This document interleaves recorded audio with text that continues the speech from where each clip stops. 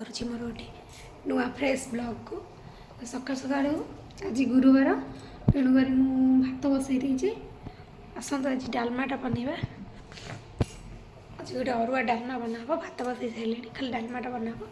ଦେଖନ୍ତୁ ଖାଲି ସଜାଇକି ରଖିବି, ତାପରେ କାଟି କୁଟିକି ବନେଇଦେବି।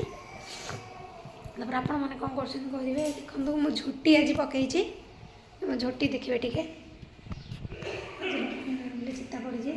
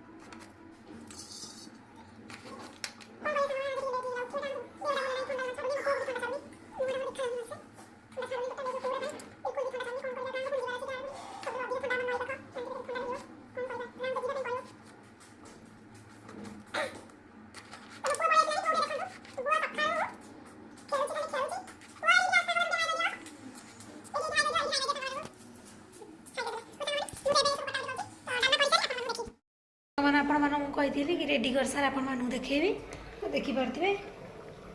ଏଇଟା ହେଲା ବାଇଗଣ, ଆଳୁ, ଝୁଡ଼ଙ୍ଗ, ଟମାଟୋ, କଖାରୁ ସବୁ ରେଡ଼ି କରିଦେଇଛି।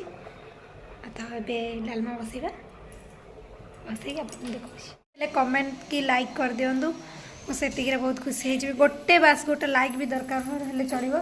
ଦେଖନ୍ତୁ ମୋ ପୁଅ ଚାଲି ଆସିଲା। ପୁଅ ଟିକେ ସାଙ୍ଗମାନଙ୍କୁ ହାଇ କରିଦିଅ। ପୁଅ ଟିକେ ଲାଜ କରୁଛି କ'ଣ ପାଇଁ କେଜାଣି, ଛୋଟ ପିଲାଟା ହେଲେ ସେ ଲାଜ କରୁଛି।